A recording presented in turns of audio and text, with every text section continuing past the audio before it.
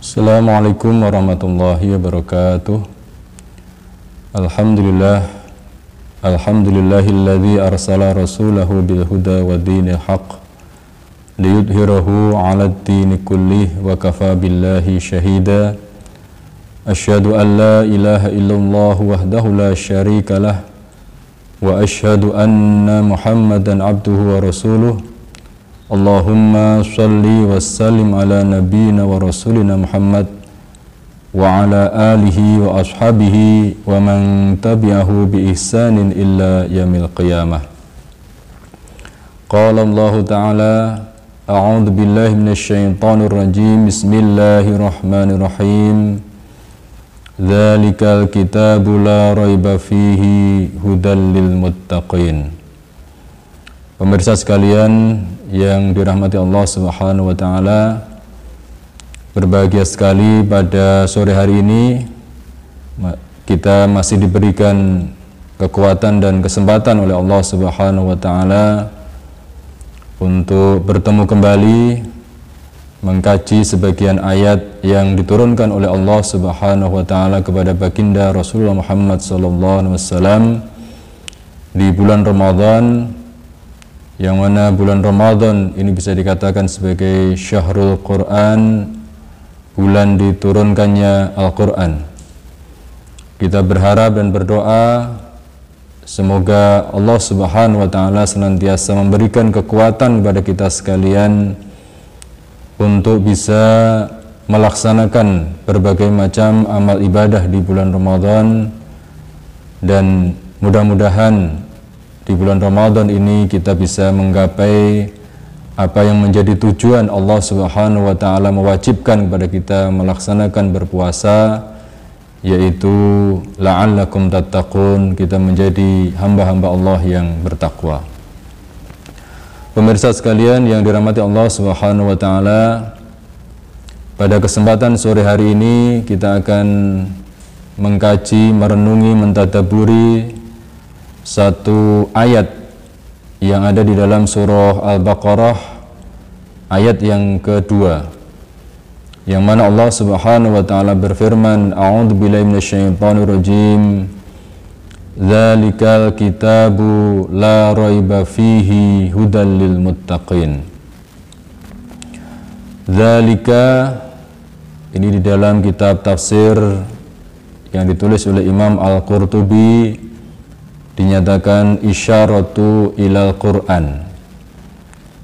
Itu kitab, maksudnya adalah Al-Quran, la raiba fihi, tidak ada keraguan di dalamnya. Artinya adalah la syakka fihi wala irtiyab annahu fi dzatihi haqqun wa annahu munazzalun min indillah. Makna dari la raiba fihi adalah la syakka fihi, tidak ada keraguan-raguan di dalamnya, yakni di dalam kitab suci Al-Quran. Annahu fi dzatihi haqqun, bahwasanya di dalam zat Al-Quran itu adalah haqqun, adalah kebenaran. Wa annahu munazzalun min indillah, dan bahwasanya dia Al-Quran itu munazzalun min indillah, benar-benar diturunkan dari sisi Allah Subhanahu wa ta'ala. Imam Al-Qurtubi juga menyebutkan huwa khabarun wa ma'nahun nahyu, bahwa ungkapan la raiba fihi, tidak ada keraguan di dalamnya, ini adalah kalimat khabar, adalah kalimat berita, tetapi maknanya sebenarnya adalah larangan. La tartabu, janganlah kalian ragu-ragu bahwasanya Al-Quran itu adalah benar-benar kitab yang diturunkan oleh Allah Subhanahu wa ta'ala. Pemirsa sekalian yang dirahmati Allah Subhanahu wa ta'ala, dari ungkapan yang ada di dalam surah Al-Baqarah ayat yang kedua ini seakan-akan Allah Subhanahu wa taala menantang kepada siapapun yang tidak percaya atau kepada siapapun yang ragu-ragu apakah benar Al-Quran itu adalah kalam Allah, apakah benar Al-Quran itu adalah wahyu dari Allah Zat yang menciptakan alam semesta dan mengatur jagat raya ini, ataukah jangan-jangan Al-Quran ini adalah kitab yang ditulis, yang dikarang oleh Nabi Muhammad sendiri, atau jangan-jangan ada orang yang mengajarkan kepada Nabi Muhammad terkait dengan Al-Quran ini, kemudian Nabi Muhammad menyampaikan kepada orang lain. Maka di dalam ungkapan ini Allah Subhanahu wa taala menantang kepada siapapun yang meragukan Al-Quran untuk membuktikan apakah mereka yang menuduh bahwasanya Al-Quran ini bukan kalam Allah, Al-Quran ini bukan wahyu Allah, apakah mereka berada di pihak yang benar, ataukah Al-Quran dan Allah Subhanahu wa ta'ala yang ada di pihak yang benar. Pemirsa sekalian yang dirahmati oleh Allah Subhanahu wa ta'ala, Al-Quran sendiri di dalam surah An-Nisa ayat 82 telah memerintahkan kepada umat manusia untuk mengkaji Al-Quran, untuk mentadabburi Al-Quran dalam rangka untuk membuktikan bahwasanya Al-Quran benar-benar kalam dan wahyu dari Allah Subhanahu wa ta'ala. Di dalam surah An-Nisa 82 Allah Subhanahu wa ta'ala berfirman, A'udzubillahi minasyaitonir rajim. Afala yatadabbaruna al-Qur'ana walau kana min 'indi ghairillahi lawajadu fihi ikhtilafan katsira. Afala yatadabbaruna al-Qur'an, maka apakah mereka tidak mentadaburi Al-Quran, tidak mau mengkaji dan merenungi ayat-ayat Al-Quran? Walau kana min 'indi ghairillahi lawajadu fihi ikhtilafan katsira. Andaikan Al-Quran itu bukan berasal dari Allah, andaikan Al-Quran itu berasal dari selain Allah, lawajadu fihi ikhtilafan katsira, sungguh mereka akan mendapati pertentangan-pertentangan yang banyak di dalam kitab suci Al-Quran. Pemirsa sekalian yang dirahmati Allah Subhanahu wa ta'ala, sebagai seorang mukmin, sebagai seorang muslim yang oleh Allah Subhanahu wa ta'ala diberikan satu anugerah yang besar yang tidak ternilai harganya berupa kitab suci Al-Quran, ada kewajiban pada diri kita untuk membuktikan bahwasanya kitab suci kita ini adalah kitab suci yang hak, yang benar-benar berasal dari Allah Subhanahu wa ta'ala. Al-Quran bukan buatan Nabi Muhammad, Al-Quran juga bukan buatan manusia manapun selain Rasulullah Muhammad SAW. Ada banyak bukti yang bisa kita hadirkan pada kesempatan ini bahwasanya Al-Quran ini adalah benar-benar kalam Allah Subhanahu wa ta'ala. Yang pertama yang akan kita bahas pada sore hari ini adalah bukti secara bahasa atau bukti dari aspek bahasa. Dari aspek bahasa, Allah Subhanahu wa ta'ala telah memberikan tantangan kepada ahli-ahli sastra Arab yang mereka mampu membuat syair-syair, yang mereka itu mampu membuat karya-karya sastra yang sangat luar biasa. Mereka oleh Allah Subhanahu wa ta'ala ditantang dalam 3 kali tantangan. Yang pertama, Allah Subhanahu wa ta'ala menantang di dalam surah Al-Isra ayat yang ke-88. Siapapun yang tidak percaya Al-Quran itu kalam Allah, siapapun yang tidak percaya bahwasanya Al-Quran itu adalah wahyu dari Allah Subhanahu wa ta'ala, maka mereka ditantang oleh Allah Subhanahu wa taala untuk menghadirkan karya yang mirip dengan Al-Qur'an yang terdiri dari 114 surah. Di dalam surah Al-Isra 88 Allah Subhanahu wa taala berfirman, A'udzubillahi minasyaitonir rajim. Qul la in ijtama'atil insu wal jinnu ala ayyatu bimithli hadzal qur'ani la ya'tuna bimithlihi walau kana ba'dhuhum li ba'dhin zahira. Katakanlah Muhammad, sungguh apabila manusia dan jin berkumpul untuk mendatangkan yang semisal Al-Qur'an, la ya'tuna bimislihi, maka seluruh jin dan manusia itu tidak ada yang mampu mendatangkan atau membuat yang semisal dengan Al-Qur'an, yaitu satu kitab yang terdiri dari 114 surah atau terdiri dari 30 juz. Allah Subhanahu wa taala menegaskan la ya'tuna bimislihi. Mereka tidak akan mampu mendatangkan yang semisal dengannya. Walau kana ba'duhum li ba'din zahira. Meskipun sebagian mereka atas sebagian yang lain saling bahu-membahu, saling bantu-membantu satu dengan yang lain. Pemirsa sekalian yang dirahmati Allah Subhanahu wa taala, ini tantangan yang pertama. Awalnya oleh Allah Subhanahu wa taala manusia ditantang untuk membuat satu mushaf utuh, yaitu 114 surah. Mereka tidak mampu. Lalu oleh Allah Subhanahu wa taala tantangannya diturunkan, tidak 114 surah. Akan tetapi mereka cukup diminta untuk mendatangkan 10 surah saja. Tantangan ini bisa kita lihat di dalam surah Hud ayat yang ke-13. A'udzubillahi minasyaitonirrajim. Am yaquluna iftarah qul fa'tu bi asyri suwarim mislihi muftariyatin wad'u man istata'tum min dunillahi in kuntum shadiqin.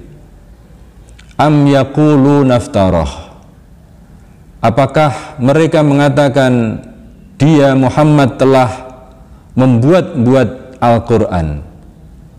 Fa'tu bi asyri suwarim mislihi, maka datangkanlah atau buatlah 10 surat yang semisal dengan Al-Qur'an, muftariyatin yang dibuat-buat, wad'u man istata'tum dan panggillah siapa yang kalian mampu untuk memanggil, min dunillahi dari selain Allah, in kuntum shadiqin jika kalian adalah orang-orang yang benar.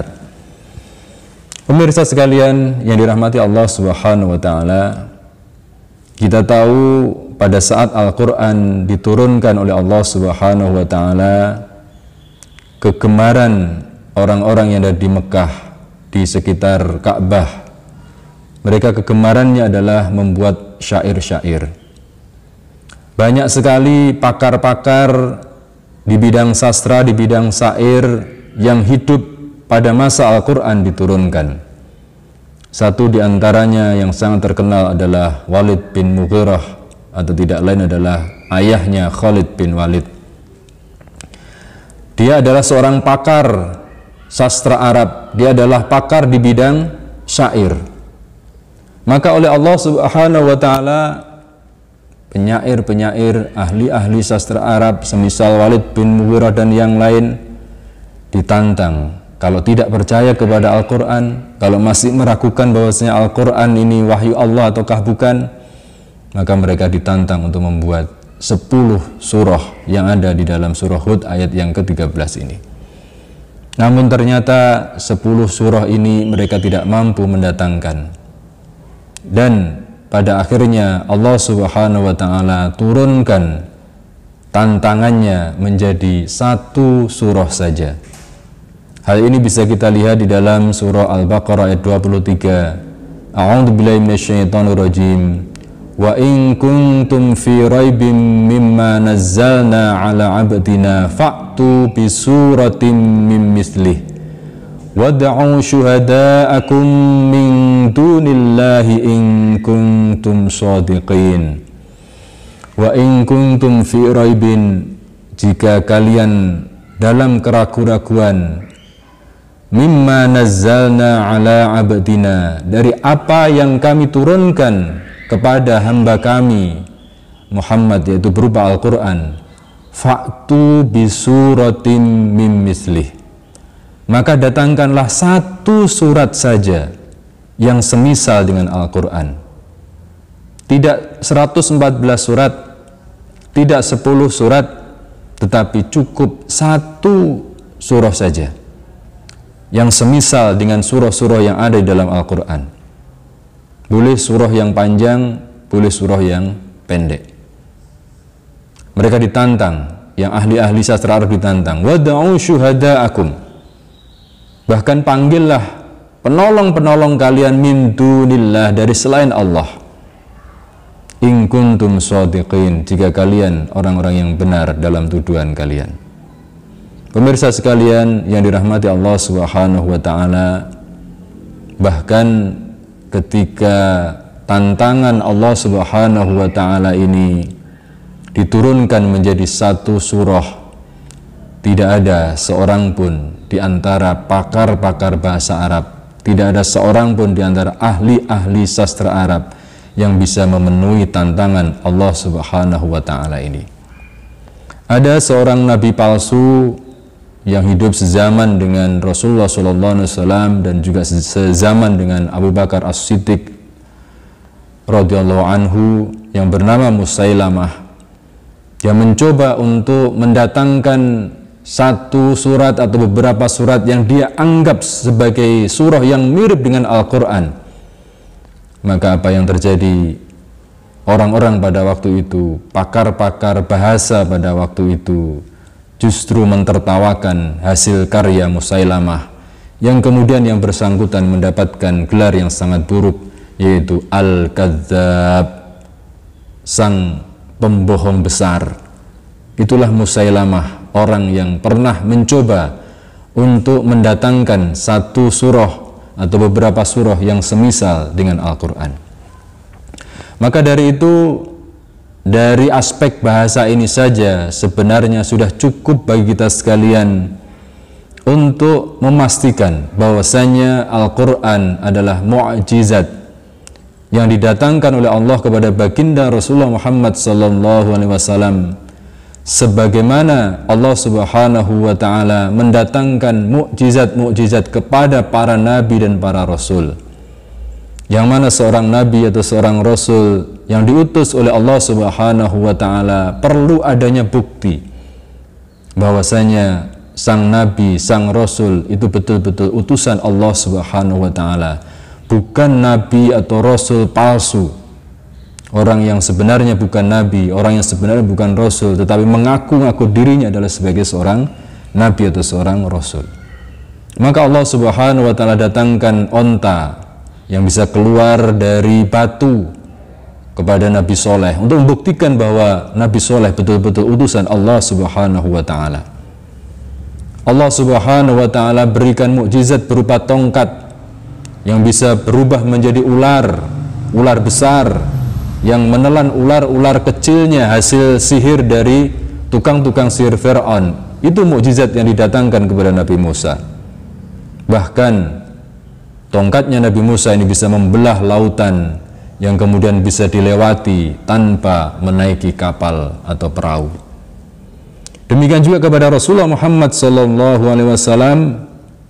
karena Rasulullah Muhammad SAW ini diutus di tengah-tengah kaum yang sangat menggandrungi syair-syair, maka Allah Subhanahu wa taala berikan kepada Rasulullah Muhammad SAW mukjizat yang lebih hebat dibandingkan dengan syair-syair yang dibuat oleh penyair-penyair atau ahli-ahli sastra Arab pada waktu itu.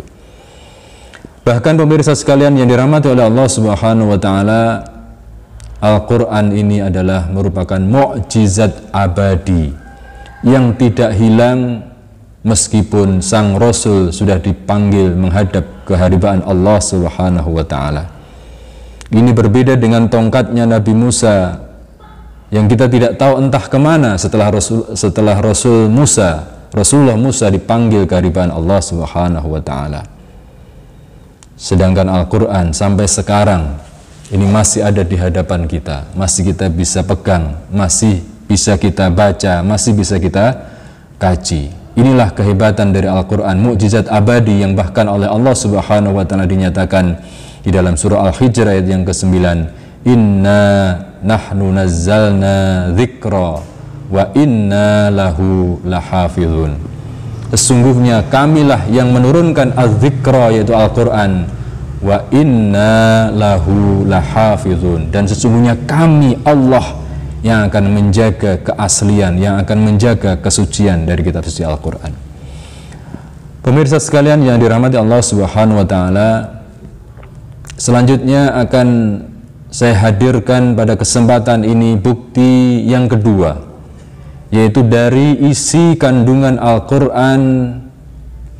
Ayat-ayat Al-Quran dikagumi oleh para ilmuwan di masa modern ini, bahkan kemudian mereka berkomentar bahwasanya kesesuaian isi kandungan Al-Quran dengan penemuan-penemuan modern ini membuktikan bahwa Al-Quran ini tidak mungkin dibuat oleh orang yang hidup pada 1400 tahun yang lalu. Pada kesempatan ini akan saya hadirkan beberapa di antara ayat-ayat yang memiliki kesesuaian dengan ilmu pengetahuan atau penemuan-penemuan di masa modern. Yang pertama adalah apa yang difirmankan oleh Allah Subhanahu wa ta'ala di dalam surah Al-An'am ayat yang ke-185. Allah Subhanahu wa ta'ala berfirman, a'udzubillahi minasyaitonir rajim. Faman yuridillahu ay yahdiyahu yashrah sadrahu lil Islam. Wa may yurid ay yudhillahu yaj'al sadrahu dayyqan harajan ka'annama yas'adu fis sama'. Kadzalika yaj'alullahu ar-rijza 'alal ladzina la yu'minun. Yang artinya famay yuridillahu ayyahdiyahu, maka orang yang Allah kehendaki agar Allah Subhanahu wa ta'ala memberikan kepadanya petunjuk, yashrah sadrahu lil Islam, maka Allah akan melapangkan dadanya untuk memeluk ajaran Islam. Wa may yurid ayyudillahu yaj'al sadrahu dayyiqan, dan barang siapa yang Allah menginginkan untuk menyesatkan orang itu, yaj'al sadrahu dayyiqan, maka Allah akan menjadikan dadanya sesak, harajan dan sempit, ka'annama yas'adu fis sama, seakan-akan dia sedang naik menuju ke langit. Pemirsa sekalian yang dirahmati Allah Subhanahu wa ta'ala, ayat ini sebenarnya adalah ayat yang mana Allah Subhanahu wa ta'ala ingin memberikan perumpamaan kepada umat manusia mengenai orang yang mendapatkan hidayah dan orang yang mendapatkan dhalalah ataupun kesesatan. Orang yang mendapatkan hidayah oleh Allah Subhanahu wa ta'ala digambarkan dadanya itu lapang, sangat lapang, sangat mudah sekali untuk menerima al-haq, menerima kebenaran yang dia dengar, baik dari Rasulullah Muhammad SAW ataupun dari para ulama, dari para ustadz. Dadanya terasa lapang, sangat mudah sekali menerima kebenaran yang disampaikan kepadanya. Kemudian di sisi yang lain Allah Subhanahu wa ta'ala ingin menggambarkan atau ingin memberikan perumpamaan kepada orang-orang yang sesat, orang-orang yang jauh dari petunjuk Allah Subhanahu wa ta'ala. Maka saat disampaikan kebenaran kepadanya, digambarkan oleh Allah Subhanahu wa ta'ala dadanya sesak dan sempit, tidak mudah hatinya untuk terbuka menerima kebenaran yang sangat terang benderang seperti siang hari, seperti matahari yang dimunculkan oleh Allah Subhanahu wa taala di siang hari. Allah kemudian membuatkan perumpamaan, orang yang sesat itu dadanya sempit dan sesak, ka'annama yas'adu fis sama. Nah, yang menarik di dalam ayat ini, Allah Subhanahu wa taala menyampaikan bahwa orang yang sesat itu selain dadanya sempit ataupun sesak, Allah membuat perumpamaan seperti orang yang naik ke langit. Pemirsa sekalian yang dirahmati Allah Subhanahu wa taala, orang-orang yang hidup di masa Al-Qur'an ini diturunkan, tentu tidak ada seorang pun yang mengetahui bahwasanya kalau kita naik ke langit, katakanlah dengan naik pesawat, ya, apalagi pesawat luar angkasa yang kemudian mengirim manusia menuju ke ruang hampa udara, semakin ke atas maka persediaan oksigen itu tentunya semakin menipis.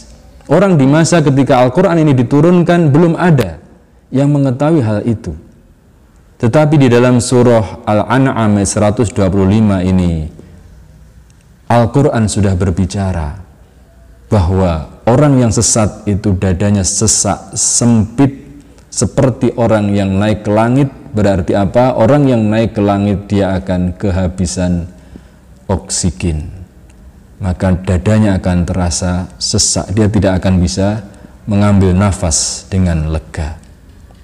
Ini satu bukti yang apabila ini dihadirkan di hadapan orang-orang di masa modern, apalagi dihadirkan di hadapan para ilmuwan, tentu mereka akan berdecak kagum terhadap isi kandungan Al-Quran ini yang tidak bertentangan dengan penemuan-penemuan di masa modern. Contoh yang kedua, bahwasanya di dalam surah Al-Hadid ayat yang ke-25 Allah Subhanahu wa taala telah menegaskan bahwasanya wa anzalnal hadida fihi ba'sun syadidu wa manafi'u linnas. Kami telah menurunkan besi, di dalamnya ada kekuatan yang sangat hebat dan manfaat yang besar bagi manusia. Ini sesuai betul dengan apa yang menjadi penemuan ilmuwan-ilmuwan yang ada di NASA Amerika Serikat, bahwasanya menurut para ilmuwan, karena partikel-partikel yang sangat hebat di dalam besi ini menunjukkan bahwasanya besi itu tidak tercipta di planet bumi tapi tercipta di planet yang lain. Maka ketika dihadirkan ayat 25 surah Al-Hadid ini, kesimpulan dari para ilmuwan di NASA Amerika Serikat, mereka menyatakan itu pasti bukan berasal dari kata-kata manusia, karena dipastikan bahwasanya besi itu kemungkinan besar tercipta di planet lain baru diketahui oleh orang di masa modern. Sedangkan Al-Quran sudah diturunkan 1400 tahun yang lalu. Kemudian yang terakhir yang ingin saya sampaikan di sini mengenai bukti kesesuaian Al-Quran dengan ilmu pengetahuan modern adalah apa yang difirmankan oleh Allah Subhanahu wa taala di dalam surah An-Nur ayat yang ke-40, yang mana pada ayat 40 surah An-Nur ini Allah Subhanahu wa taala sebenarnya juga ingin menggambarkan tentang orang yang sesat, orang yang tidak mendapatkan petunjuk itu seperti orang yang ada di dalam kegelapan dasar lautan. Perlu kita ketahui bahwasanya orang yang berada di dasar lautan yang sangat dalam, katakanlah kedalaman 2000 meter di bawah permukaan laut misalnya, itu keadaannya sangat gelap gulita. Ya, sementara orang di masa Rasulullah Muhammad SAW hidup, itu tidak mungkin mereka itu bisa menyelam sedalam itu sampai ratusan bahkan lebih dari 1000 meter di bawah permukaan laut. Tidak mungkin. Tetapi di sisi yang lain Allah Subhanahu wa taala telah menggambarkan orang yang sesat. Ini karena ayatnya panjang, saya nukilkan saja sebagian dari apa yang ada dalam surah 40 surah An-Nur ayat yang ke-40 ini, yaitu idza akhraja yadahu lam yakad yaraha. Orang yang ada di dasar lautan ketika dia mengeluarkan tangannya atau menggerak-gerakkan tangannya, lam yakad yaraha, hampir-hampir dia tidak bisa melihat tangannya sendiri, padahal tangan dengan mata itu posisinya sangat dekat. Maka ketika ayat ini dihadirkan oleh ahli kelautan asal Jerman yang namanya Profesor Astroh, maka profesor asal Jerman ini mengatakan Surah An-Nur ayat 40 itu pastilah bukan kata-kata manusia. Karena tidak mungkin sekali lagi orang di masa Al-Quran diturunkan sudah mengetahui bahwa dasar lautan itu gelap gulita. Pemirsa sekalian yang dirahmati oleh Allah Subhanahu wa taala, itulah bukti-bukti konkret, bukti-bukti nyata baik dari segi bahasa maupun kesesuaian dengan ilmu pengetahuan mengenai kebenaran Al-Quran, mengenai kepastian Al-Quran itu adalah kalam Allah Subhanahu wa ta'ala dan firman Allah Subhanahu wa ta'ala. Karena itu wajib bagi kita sekalian untuk menguatkan, mengokohkan keimanan kita kepada Al-Quran. Bagaimana kita ini dikatakan telah memiliki iman yang benar terhadap Al-Quran? Yang pertama, kita harus meyakini bahwa keseluruhan isi kandungan Al-Quran itu adalah hak, itu adalah benar, adalah kalam atau perkataan dari Allah Subhanahu wa ta'ala yang paling benar. Ini yang pertama yang harus ada di dalam hati dan pikiran kita. Al-Quran adalah hak, isi kandungannya mulai dari surah Al-Fatihah, Al-Baqarah hingga surah An-Nas, semuanya adalah kebenaran, tidak ada kesalahan sedikit pun yang ada di dalamnya. Ini yang pertama, karena kita sudah membuktikan baik dari segi bahasa maupun dari isi kandungannya. Kemudian yang kedua, kita harus menjadikan Al-Quran ini sebagai sumber hukum yang harus kita taati, yang harus kita jadikan sebagai pedoman dalam kehidupan kita. Apa yang dihalalkan oleh Al-Quran, maka kita ambil. Apa yang diharamkan oleh Al-Quran, maka kita jauhi. Allah Subhanahu wa ta'ala memerintahkan kepada Rasul Muhammad sallallahu alaihi wasallam, fahkum bainahum bima anzalallah, maka putuskanlah hukum di antara mereka dengan apa yang diperintahkan oleh Allah Subhanahu wa ta'ala.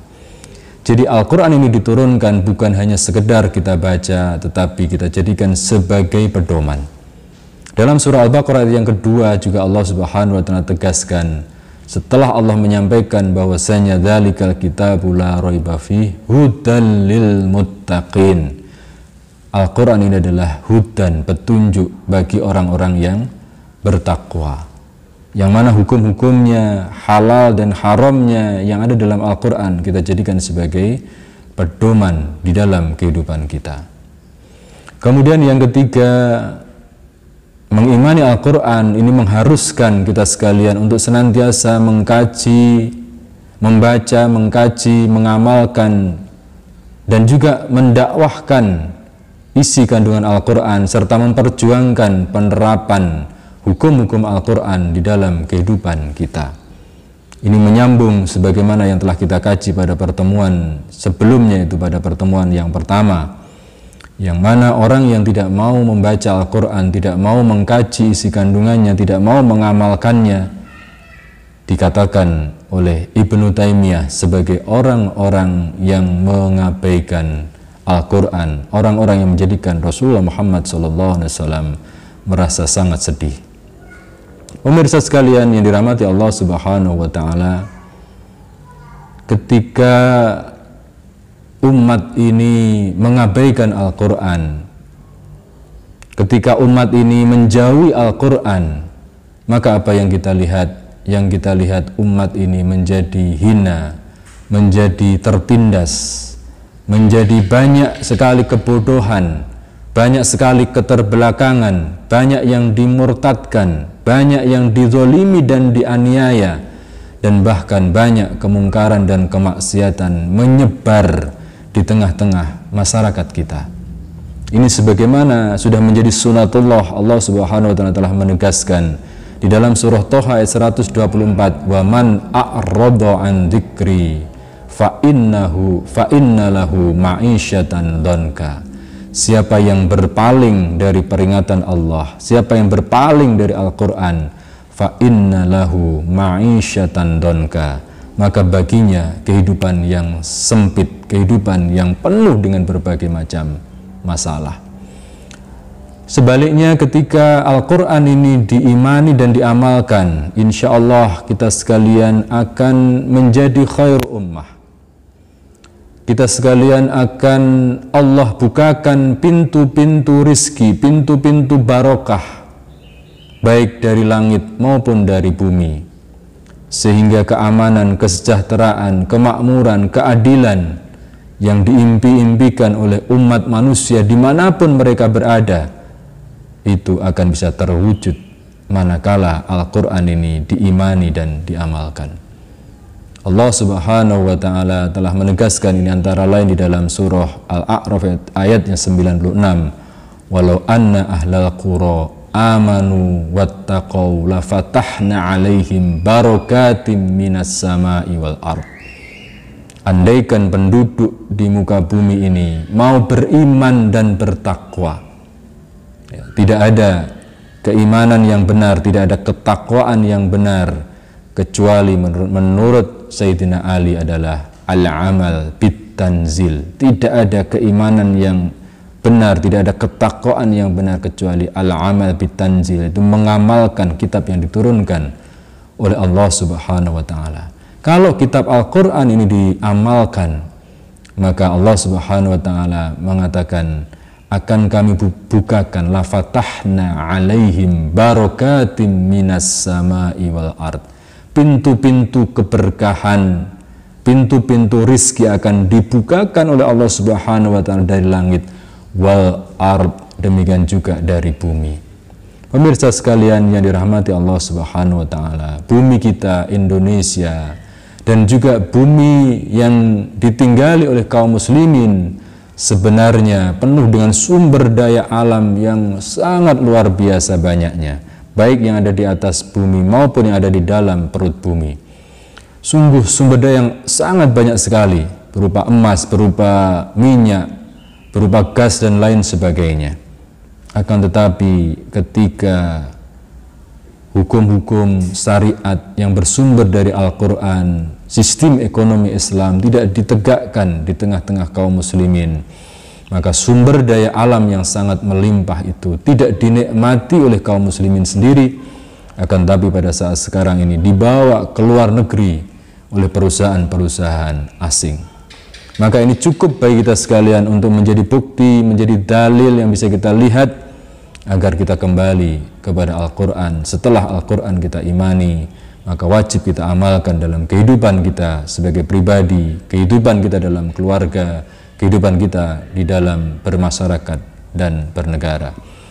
Mudah-mudahan Allah Subhanahu wa Ta'ala memberikan kemudahan bagi kita sekalian untuk mengkaji Al-Quran, memberikan kemudahan oleh Allah, kita diberikan kemudahan oleh Allah Subhanahu wa Ta'ala untuk memahami isi kandungan Al-Quran, dimudahkan pula oleh Allah Subhanahu wa Ta'ala untuk mengamalkan dan memperjuangkan tegaknya hukum-hukum Al-Quran. Demikian yang bisa kita kaji pada sore hari ini. Mudah-mudahan menjadi ilmu yang bermanfaat bagi kita semuanya. Ada kurangnya saya mohon maaf. Wal afu minkum billahi taufiq wa hidayah. Wassalamualaikum warahmatullahi wabarakatuh.